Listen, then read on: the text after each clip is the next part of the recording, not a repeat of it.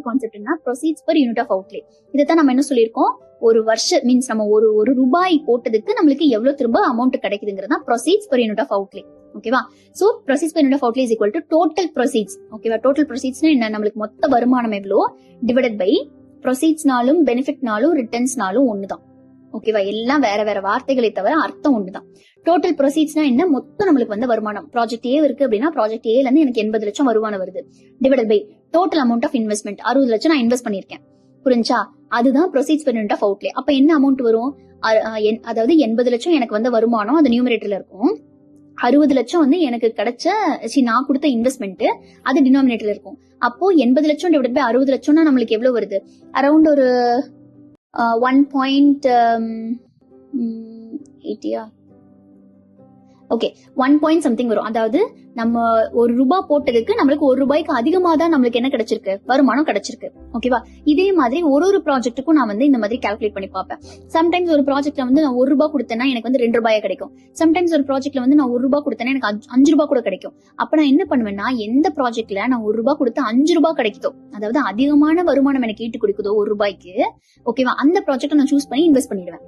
ஓகேவா? இதுதான் வந்து இது மூலியமா நம்ம பண்றது, இந்த மெத்தட் மூலியமா. So given project is ranked based on the highest magnitude of the parameter. அப்படின்னா ஹையஸ்டா எது வந்து 1 ரூபாய் போட்டதுக்கு அதிகமான அமௌண்ட் கொடுக்குதோ அந்த ப்ராஜெக்ட் தான் நான் 1ன்னு ரேங்க் பண்ணுவேன். ஓகேவா? சோ அந்த ப்ராஜெக்ட் தான் நான் இன்வெஸ்ட் பண்ணிட்டு அந்த சூஸ் பண்ணி நான் இன்வெஸ்ட் பண்ணிட்டு போயிடுவேன். ஓகேவா? இதுதான் வந்து ப்ரொசீட்ஸ் பர் யூனிட் ஆஃப் அவுட்லேன்னு சொல்லுவோம். 1 ரூபாய்க்கு எவ்வளவு நமக்கு வந்து திரும்ப அமௌண்ட் கிடைக்குது. ஆவரேஜ் ஆனுவல் ப்ரொசீட்ஸ்னா ஒன்றும் கிடையாது, அதே 1 ரூபாய்க்கு போட்ட திரும்ப கிடைக்கிறது தான். ஆனா இது என்ன பண்ணுன்னு பாத்தீங்கன்னா, ஒரு வருஷத்துக்கு ஆவரேஜா எனக்கு எவ்வளவு கொடுக்குது, அதாவது அந்த ப்ராஜெக்ட் வந்து 6 வருஷம் ரன் ஆக போகுதுன்னா, அது இந்த 2வது வருஷம் நான் போட்ட 1 ரூபாய்க்கு எனக்கு எவ்வளவு அமௌண்ட் வந்து கொடுக்கும். புரிஞ்சா? 2வது வருஷம். அதே மாதிரி 3வது வருஷம் நான் போட்ட 1 ரூபாய்க்கு எவ்வளவு அமௌண்ட் கொடுக்கும். சோ இந்த மாதிரி ஒரு வருஷ கணக்குல நம்ம எடுப்போம் இது. அப்போ ஃபர்ஸ்ட் இது கால்குலேட் பண்ணணும்னா நம்மளுக்கு வந்து 2 ஸ்டெப் இதுல இருக்கும். ஃபர்ஸ்ட் ஸ்டெப் என்ன அப்படின்னா, ஆவரேஜ் ப்ரொசீட்ஸ் பெர் இயர், அது என்ன நமக்கு தெரிஞ்சுக்கணும். அதாவது ஆவரேஜ் ஆனுவல் ப்ரொசீட்ஸ்னு வச்சுக்கலாம். சோ ஏஏபி என்னங்கறத ஃபர்ஸ்ட் கால்குலேட் பண்ணணும். ஏஏபி என்ன, மொத்த ரெசிப்ட்ஸ், அதாவது மொத்த வருமானம் எவ்வளவு, டோட்டல் ப்ரொசீட்ஸ்னு சொல்லலாம் இதை. அப்ப மொத்த வருமானம் எவ்வளவு டிவைடட் பை ப்ராஜெக்டோட லைஃப் ஸ்பேன். 6 வருஷம் அந்த ப்ராஜெக்டோட லைஃப் ஸ்பேன் அப்படின்னா, லைஃப் ஸ்பேன் என்னது, எவ்வளவு வருஷம் இந்த ப்ராஜெக்ட் ரன் ஆக போகுது.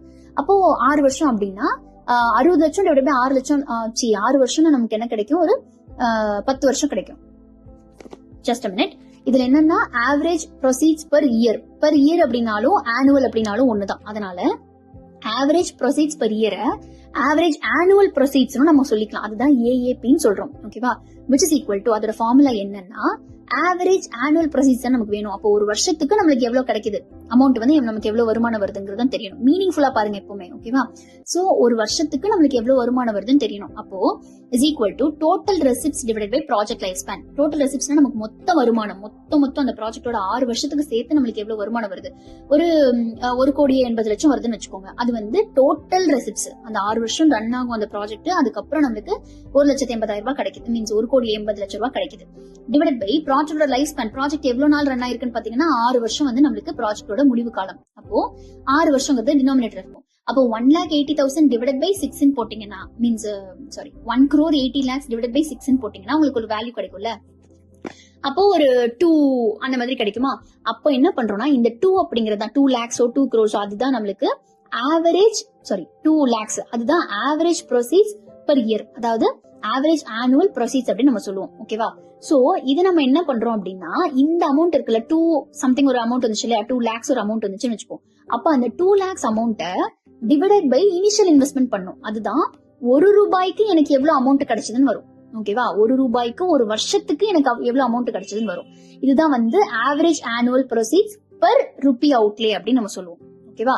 சோ இதுவும் வந்து ஒரு டிமெரிட்டான கிரைடீரியா தான். ஏன்னா 1 ரூபாய் போட்டதுக்கு எனக்கு எவ்வளவு வருதுன்னு வச்சு மட்டுமே நம்மளால ஒரு இன்வெஸ்ட்மெண்ட் டெசிஷன் எடுக்க முடியாது.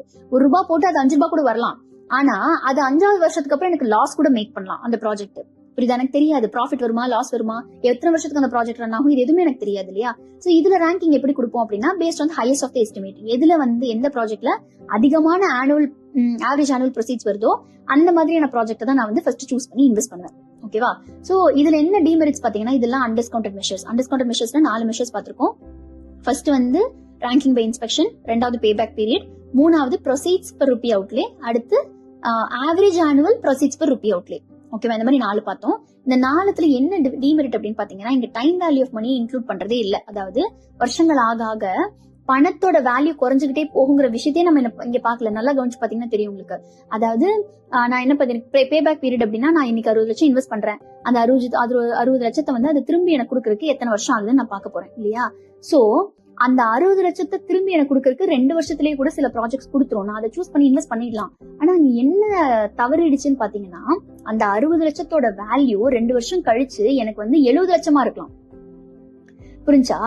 அப்போ அது 60 லட்சத்தை கொடுத்துருச்சு அப்படின்னு சொல்லி நான் நினைச்சிட்டு பே பேக் பீரியட்ல அதை இன்வெஸ்ட் பண்ணிடக்கூடாது. அந்த மணியோட வேல்யூ அந்த டைம் பீரியட்ல என்ன நான் பார்க்க தவறிட்டேன் பாருங்க. அந்த இடத்துல நான் வந்து அந்த டைம் வேல்யூ ஆஃப் மணிங்கிற விஷயத்த நான் கொண்டு வரவே இல்லை. சோ இந்த மாதிரி அன்டிஸ்கவுண்டட் மெஷர்ஸ் வச்சு நீங்க ஒரு இன்வெஸ்ட்மெண்ட் டெசிஷன் மேக் பண்றது வந்து கண்டிப்பா தப்பா தான் அமையும் மோஸ்ட் ஆஃப் தி சிச்சுவேஷன்ஸ்ல. சோ இங்க என்ன பண்றோம் அப்படின்னா, மேஜர் டிராபேக் என்ன அப்படின்னா, நம்ம ஒரே டேட்டாக்கு நிறைய ரேங்கிங் கிடைக்கும். அதாவது இப்ப நம்ம வந்து 4 ப்ராஜெக்ட் எடுத்துட்டோம்னு வச்சுக்கோங்களேன். 4 ப்ராஜெக்ட்லயும் வச்சு இந்த 4 மெத்தடையுமே அந்த 4 ப்ராஜெக்ட் கொடுங்களேன். அதாவது ப்ராஜெக்ட் ABCD இருக்கு. அது 4க்கும் வந்து நான் ரேங்கிங் பை இன்ஸ்பெக்ஷன் மெத்தட்லயும் பண்றேன், அப்புறம் வந்து பே பேக் பீரியட்லயும் பண்றேன், AAPலயும் பண்றேன், ப்ரொசீஜர் பெர் யூனிட் ஆஃப் அவுட்லயும் பண்றேன். இதே 4 ப்ராஜெக்ட்டுக்கு வேற வேற ரேங்கிங் கிடைக்கும். 4 மெத்தட்ல திரும்பி நீங்க மாத்தி பண்ணும்போது அப்ப நான் எந்த ப்ராஜெக்ட்ல இன்வெஸ்ட் பண்றதுங்கிறது பெரிய ஒரு கன்ஃபியூஷனா இருக்கும். புரியுதா? அதுதான் வந்து அன்டிஸ்கவுண்டட் மெஷர்ஸ்ல பெரிய demerit. So choice becomes useless. நம்ம எதை சூஸ் பண்றதுன்னு நமக்கு தெரியாது. அப்போ இந்த மெத்தட்ஸ் வச்சு நம்ம வந்து ஒரு இன்வெஸ்ட்மெண்ட் டெசிஷன் மேக் பண்றோம் அப்படின்னா, அது கண்டிப்பா வந்து கம்பேட்டபிளா இருக்காது. அதாவது கரெக்டான ஒரு டெசிஷனா இருக்காது.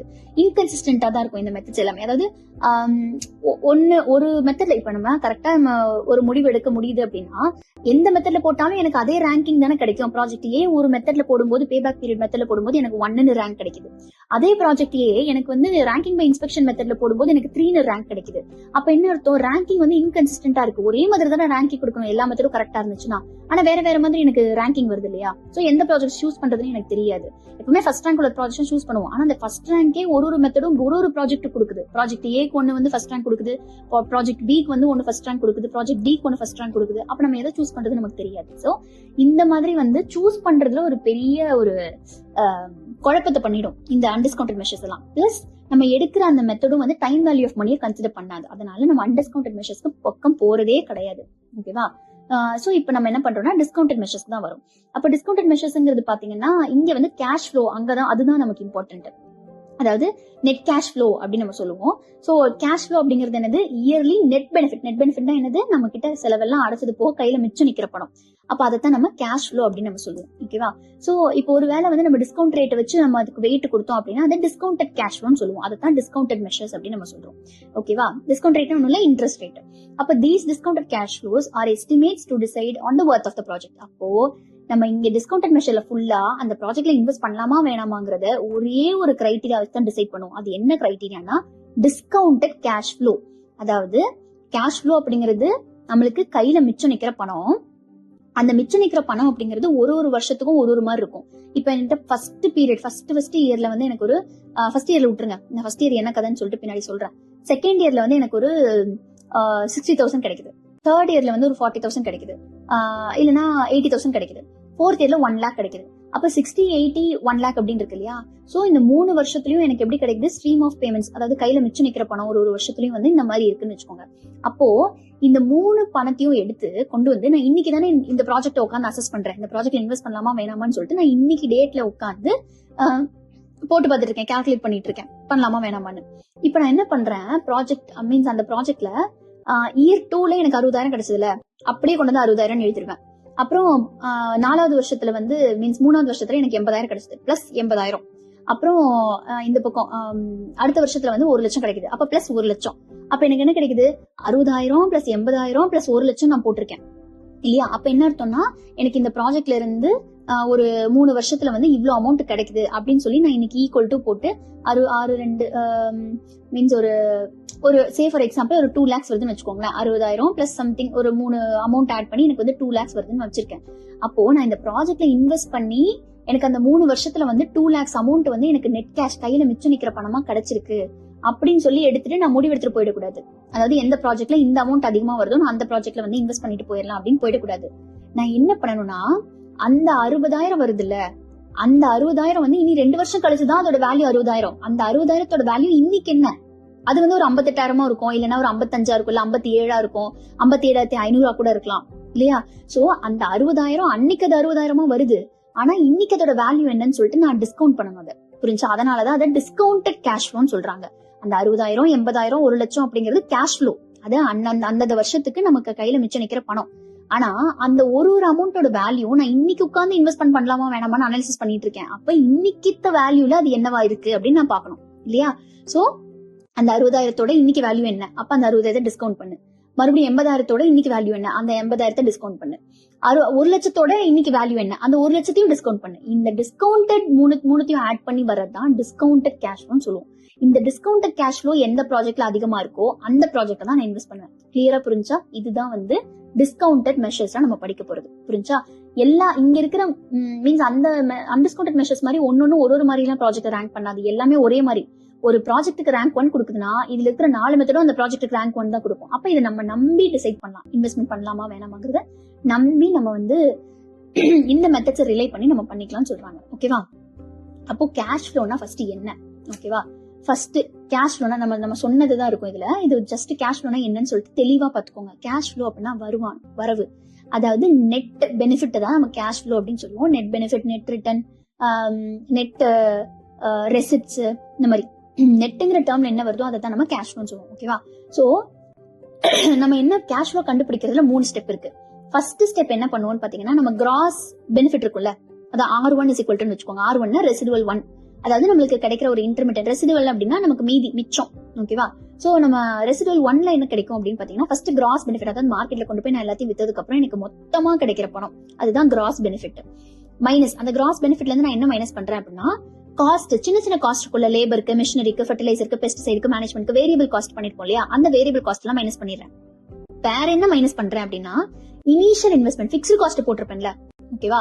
பிக்ஸ்ட் காஸ்ட் என்னென்ன, பில்டிங், மிஷினரி, டிராக்டர், ஏதாவது ஒரு அதான் பில்டிங் மாதிரி வேற என்ன ஸ்ட்ரக்சர் நான் ரைஸ் பண்ணிருந்தாலும் அதுல எனக்கு இனிஷியல் இன்வெஸ்ட்மெண்ட் இருக்கும், பிக்ஸ்ட் காஸ்ட் இருக்கும், லேண்ட் வாங்குறது இந்த மாதிரி. அப்ப அது எல்லாத்தையுமே இனிஷியல் இன்வெஸ்ட்மெண்ட் சொல்லிட்டு பிக்ஸ்ட் காஸ்ட் வச்சு அதையும் நான் மைனஸ் பண்ணிக்கணும். புரிஞ்சிருச்சா?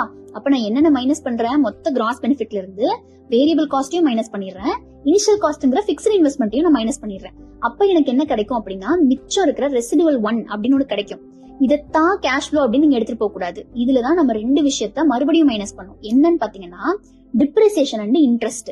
டிப்ரிசியேஷன் அப்படிங்கிறது என்னது, தேய்மானம். ஓகேவா? நம்ம அந்த பில்டிங்க்கு எவ்வளவு காசு போட்டோம், இனிஷியல் இன்வெஸ்ட்மெண்ட் வந்து மைனஸ் பண்ணிட்டோம். ஆனா அந்த பில்டிங் ஒரு வருஷமும் தேய்மானம் ஆகும் இல்ல, அதை நம்ம என்ன மைனஸ் பண்ணல. அப்போ நம்ம என்ன பண்ணோம், அந்த கிடைச்ச R1 அப்படிங்கிற ரெசிடுவல்ல இருந்து, சாரி ஆக்சுவலி இங்க வந்து ஒரு சின்ன மிஸ்டேக் நடந்திருக்கு. R1 R2ங்கிறது வந்து இன்டர்சேஞ்ச் ஆகும் இந்த இடத்துல. அதாவது R2ங்கிறது வந்து ஈக்குவல் டு அந்த பக்கமும், R1ங்கிறது ஈக்குவல் டு இந்த பக்கமும் இருக்கும். ஓகேவா? அதாவது எப்படி படிக்கணும்னா, R2 residual 2 is equal to R1 minus depreciation plus interest படிங்க. ஓகேவா? சோ இப்போ இங்க டெப்ரிசியேஷன் பிளஸ் இன்ட்ரெஸ்ட்ங்கிறது இருக்கு இல்லையா, அப்ப என்ன அர்த்தம், எதரண்டையும் மைனஸ் பண்றோம் அப்படின்னா, அந்த பில்டிங்கான டெப்ரிசியேஷன், அந்த பில்டிங் மெஷினரி என்னென்ன இருக்கும் அது எல்லாத்துக்குமே ஆன தேய்மானத்தை மைனஸ் பண்ணும். பிளஸ் வேற என்னத்தை மைனஸ் பண்ணும் அப்படின்னு பாத்தீங்கன்னா, இன்ட்ரெஸ்ட், அதாவது வட்டி மீன்ஸ் நம்ம லோன் வாங்கிருப்போம், பிக்ஸ்டு இனிஷியல் இன்வெஸ்ட்மெண்ட் எல்லாம் பண்றதுக்கு நம்ம லோன் வாங்கிருப்போம், அந்த லோனுக்கு வட்டி கட்டணும்ல, அது வருஷம் நம்ம கட்டிட்டே இருப்போம் இல்லையா. சோ அந்த இன்ட்ரெஸ்ட் ரேட்டையும் நம்ம என்ன பண்ணிடணும், மைனஸ் பண்ணிடணும். அப்போ இது எல்லாத்தையும் மைனஸ் பண்ணி வர்ற மீதம் தான் நமக்கு என்னன்னா R2. அந்த R2ங்கிறது தான் நெட் பெனிஃபிட்னு சொல்றோம். ஓகேவா? அப்ப என்ன பண்றோம், இது ஓவரால் ஒரு கேஷ் ஃப்ளோ எப்படி நம்ம அசஸ் பண்ணுவோம்னு பாத்தீங்கன்னா, நீங்க மீன்ஸ் பிராக்டிகலா நீங்க பாருங்க. நீங்க வந்து மார்க்கெட்டுக்கு போறீங்க, மொத்தம் உங்களுக்கு வந்து கிடைச்ச எல்லா அவுட்புட்டையும் எடுத்து கொண்டு போய் மார்க்கெட்டுக்கு கொண்டு போய் கொடுக்குறீங்க. மார்க்கெட்ல இருந்து உங்களுக்கு வந்து பல்கா ஒரு அமௌண்ட் கிடைக்குது, அதுதான் கிராஸ் பெனிஃபிட், கிராஸ் ரிட்டர்ன்ஸ். அந்த கிராஸ் பெனிஃபிட்ல இருந்து நம்ம என்னென்ன பிக்ஸ்ட் காஸ்ட் செலவு பண்ணோம், என்னென்ன வேரியபிள் காஸ்ட் செலவு பண்ணோம், அதை ரெண்டையும் மைனஸ் பண்ணிக்கிறோங்க. அப்ப minus cost minus initial investment, அதாவது நான் பிராக்கெட்ல போட்டுருக்கனால பிளஸ் அந்த இடத்துல போட்டிருக்கேன். பட் அந்த மைனஸ் உள்ள மல்டிப்ளை பண்ணீங்களா உங்களுக்கு தெரியும், cross benefit minus cost minus initial investment வரும். ஓகேவா? அதே மாதிரிதான் R1 minus depreciation minus interest rate வரும். ஓகேவா? அது பாத்துக்கோங்க. இப்போ நம்ம என்ன பண்றேன், மார்க்கெட்டுக்கு மொத்தமா போறேன், அவுட்புட் மொத்தமா கொடுக்குறேன், அவங்க பல்கா எனக்கு ஒரு அமௌண்ட் கொடுக்குறாங்க. அந்த அமௌண்ட்ல இருந்து நான் என்ன மைனஸ் பண்றேன், நான் எவ்வளவு வேரியபிள் காஸ்ட் செலவு பண்ணிருக்கேன் மைனஸ் எவ்வளவு இனிஷியல் இன்வெஸ்ட்மெண்ட் பிக்ஸ்ட் காஸ்ட் செலவு பண்ணிருக்கேன், இது ரெண்டையும் மைனஸ் பண்ணிட்டேன். மீதி எனக்கு கிடைக்கிறது என்னது, ரெசிடுவல் 1. இப்ப இந்த ரெசிடுவல் 1ல இருந்து நான் எவ்வளவு டிப்ரிசியேஷன், தேய்மானம் எவ்வளவு ஆயிருக்குங்கிறதையும் மைனஸ் பண்ணிட்டு, நான் கட்டக்கூடிய வட்டி, ஓகேவா, இன்ட்ரெஸ்ட் ரேட், அதையும் நான் மைனஸ் பண்ணிட்டேன் அப்படின்னா, அப்ப எனக்கு நிக்கிறதா கடைசியா நிக்கிறதா வந்து நெட் பெனிஃபிட், அதாவது R2 ரெசிடுவல் 2. அந்த நெட் பெனிஃபிட் தான் கேஷ் ஃப்ளோ ஆஃப் த ப்ராஜெக்ட்னு சொல்லுவோம். அதாவது அந்த ப்ராஜெக்ட்ல இருந்து எனக்கு எவ்வளவு வருமானம் வந்துகிட்டு இருக்குன்னு அதைத்தான் நம்ம சொல்லுவோம். ஓகேவா, இதுதான் வந்து ஒரு கேஷ் ஃப்ளோ. இந்த கேஷ் ஃப்ளோவை பினான்சியல் அனாலிசிஸ்ல வேற மாதிரியும் எக்கனாமிக் அனாலிசிஸ்ல வேற மாதிரியும் எடுத்துப்போம். பினான்சியல்னா டோட்டலா மணி மட்டுமே சம்பந்தப்பட்ட ஒரு அனாலிசிஸ். எக்கனாமிக் அப்படின்னா மணி ஒரு ஃபேக்டரா இருக்கும், அது போக இன்னும் கொஞ்சம் எக்கனாமிக் ஏஜென்ட்ஸ் வந்து இருப்பாங்க இதுல. அப்போ பினான்சியல் அனாலிசிஸ்ல நம்ம என்னென்ன எடுத்துப்போம் அப்படின்னா return of capital, return to capital ரெண்டுத்துமே எடுத்துப்போம். அதாவது நம்ம போட்ட முதலீடுக்கு எவ்வளவு நம்மளுக்கு வருமானம் வந்துச்சு, ஓகேவா, அதே மாதிரி நம்ம போட்ட முதலீடுல இருந்து எவ்வளவு வருமானம் வந்துச்சு, இது ரெண்டுத்தையுமே எடுத்துப்போம் எங்க பினான்சியல் அனாலிசிஸ்ல. எக்கனாமிக் அனாலிசிஸ்ல பாத்தீங்கன்னா ரிட்டர்ன் ஆஃப் கேபிட்டல் இருக்குல்ல, அது ஆட்டோமேட்டிக்காவே அந்த அனாலிசிஸ்குள்ளேயே இன்ஹெரண்டா இருக்கும். அதனால நம்ம தனியா எக்ஸ்பிளிசிட்டா கொண்டு போய் நம்ம வந்து அதை வந்து எஸ்டிமேட் பண்ணுங்கிற அவசியம் கிடையாது. ரிட்டர்ன் டு கேபிட்டல் மட்டும் நம்ம வந்து எஸ்டிமேட் பண்ணா போதும்.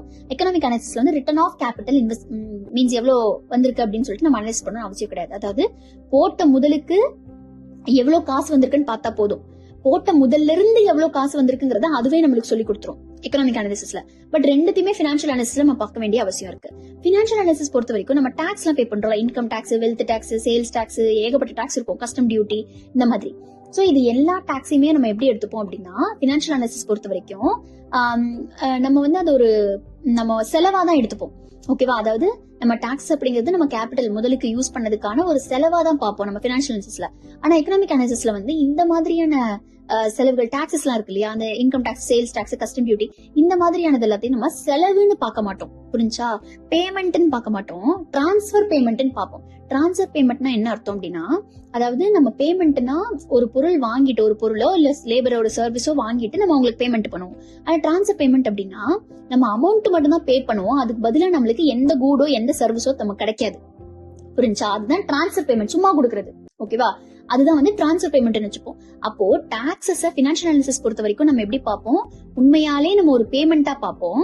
ஆனா எக்கனாமிக் அனாலிசிஸ் பொறுத்த வரைக்கும் அதை டிரான்ஸ்பர் பேமெண்டா தான் பார்ப்போம். அதனால நம்ம வந்து திருப்பி கொடுக்க மீன்ஸ் அதை வந்து நம்ம கிராஸ் ரிட்டர்ன்ஸ் இருக்குல்ல, அந்த கிராஸ் பெனிஃபிட் அதுல இருந்து மைனஸ் பண்ண வேண்டிய அவசியம் கிடையாது எங்க எக்கனாமிக் அனாலிசிஸ்ல. ஆனா பினான்சியல் அனாலிசிஸ்ல நம்ம அந்த டாக்ஸஸ் அதை மைனஸ் பண்ணணும். Okay, from the gross returns taxes are deducted. ஓகேவா, எங்க பினான்சியல் அனாலிசிஸ்ல.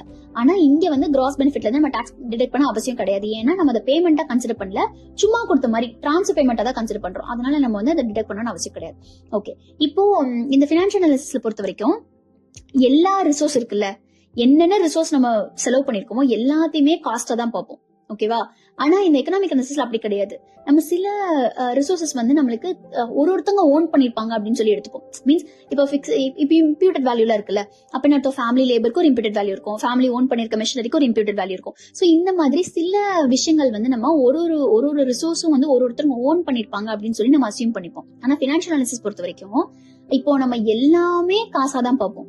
ஓன் பண்ணிருக்காங்க இல்ல அதெல்லாம் மேட்டர் கிடையாது, என்ன செலவாயிருக்கு அதை தான் பார்ப்போம். காஸ்ட்ங்கிறத மாதிரி தான் எல்லாத்தையுமே பார்ப்போம். அப்போ borrowed capital is considered as benefit received. borrowed capital நம்ம கடன் வாங்கிருக்கோம்ல, 60 லட்சம் நம்ம போடணும் அப்படின்னா ஒரு 40 லட்சம் கடன் வாங்கிருப்போம்.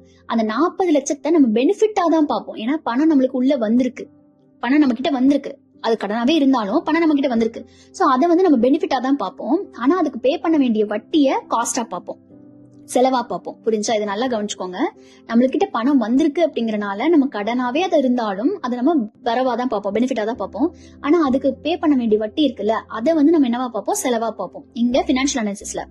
அதே வந்து எக்கனாமிக் அனாலிசிஸ் பொறுத்த வரைக்கும் அந்த மாதிரி நம்ம பாக்குறது இல்ல. ஓகேவா, அப்போ பினான்சியல் அனாலிசிஸ்ல நம்ம என்ன பண்ணோம் அப்படின்னா அந்த இன்ட்ரெஸ்ட் ரேட்டுக்குள்ள வட்டி அதை வந்து நம்ம மைனஸ் பண்ணி தான் ஆகணும் கிராஸ் ரிட்டர்ன்ஸ்ல இருந்து. ஏன்னா அது நமக்கு செலவா பாக்குறோம் இல்லையா, எதெல்லாம் செலவா பாக்குறோமோ அது எல்லாத்தையுமே கிராஸ் ரிட்டர்ன்ஸ்ல இருந்து நம்ம மைனஸ் பண்ணணும். அப்போ அந்த இன்ட்ரெஸ்ட் ரேட்டை நம்ம காஸ்டா கன்சிடர் பண்றதுனால நம்ம அதை மைனஸ் பண்ணிடணும். ஓகேவா, அப்போ அடுத்து லாஸ்ட் பாயிண்ட் என்னன்னு பாத்தீங்கன்னா இந்த பினான்சியல் அனாலிசிஸ் பொறுத்த வரைக்கும் எல்லாத்துக்குமே ஒரு மார்க்கெட் பிரைஸ் இருக்கும், எல்லா பொருளுக்குமே மார்க்கெட் பிரைஸ் இருக்கும். ஓகேவா, அதே மாதிரி டாக்ஸ், சப்சிடி எல்லாத்தையுமே உள்ள அக்கௌண்ட் பண்ணிப்போம். அதாவது கிராஸ் ரிட்டர்ன்ஸ்ல இருந்து நம்ம என்ன பண்ணிப்போம், டாக்ஸஸ், சப்சிடிஸ் எல்லாத்தையுமே மைனஸ் பண்ணிடுவோம். அதே மாதிரி எல்லா பொருளுக்குமே வந்து மார்க்கெட்ல ஒரு விலை இருக்கும். ஆனா எக்கனாமிக் அனாலிசிஸ் பொறுத்த வரைக்கும் எல்லா பொருளுக்குமே மார்க்கெட்ல விலை இருக்கணும்னு அவசியம் கிடையாது. சில பொருள் வந்து மார்க்கெட்ல விலை இல்லாம ஷேடோ பிரைஸாவும் இருக்கலாம். ஷேடோ பிரைஸ் அப்படின்னா ஒரு நிழல் விலை மாதிரி. ஓகே, ஷேடோன்னு நிழல் தானே, நிழல் விலை மாதிரி. அதாவது விலை உண்மையாலே மார்க்கெட்ல இருக்காது, ஆனா ஒரு அசம்ஷன்ல ஒரு மார்க்கெட் பிரைஸ் அப்படின்னு சொல்லி நம்ம ஒரு ஷேடோ பிரைஸ் அப்படின்னு ஒன்னு எடுத்துப்போம். ஓகேவா, சோ இதுதான் வந்து எக்கனாமிக் அனாலிசிஸ்க்கும் பினான்சியல் அனாலிசிஸ்க்கும் டிஃபரன்ஸ்.